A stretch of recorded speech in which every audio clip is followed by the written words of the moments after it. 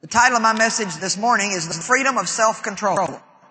The freedom of self-control. You say, well, how could self-control be freedom? Self-control is bondage. If I operate in self-control, then I can't do anything I want to do. Wrong. The fulfillment.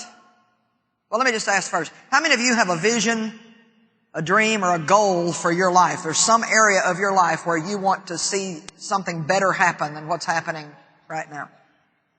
Okay, now listen to me, because right here is where some people understand this, but not all people do. The fulfillment of your visions, your dreams, and your goals require self-control. There's no way they're going to happen without self-control. God comes and puts something in your heart, but to ever see it come to pass in your life, you have to walk a road of obedience. And obedience always means that you're not always going to get your way all the time, that you're going to have to learn to say no to yourself. Now listen to this. Discipline and self-control are not bondage. They help you become what you want to be and never will be if you allow the flesh to rule you. Now just get a hold of that.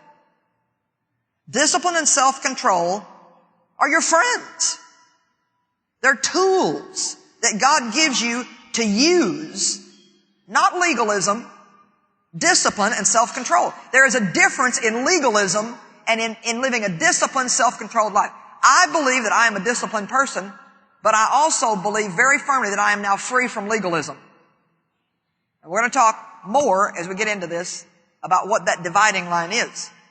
But discipline and self-control help you become what you want to be, but what you never will be if you allow the flesh to rule you. Do you know how many frustrated people there are in this world because they have a dream or a vision in their heart, but they don't have the discipline to control the stinking flesh so they can be what God wants them to be? So many just frustrated people because they've got gifts. They've got talents. I'm telling you, it grieves me when I see people that are so gifted and talented, maybe musically or in one of the arts or something, but they just can't seem to get it together. They can't get out of bed, and then it's time to go to bed and they can't go to bed. They're going to stay up half the night and watch television, then the next morning they can't get up. And they can't pray, and they can't control their appetite, and they can't control their mouth, and they can't control their spending, and they're lazy, and they're laying on the couch watching television and eating donuts when they ought to be, out doing something to help the call of God progress on their life. You know what? They just do what they feel like doing. Talented people have a flesh, and that flesh has got to be controlled.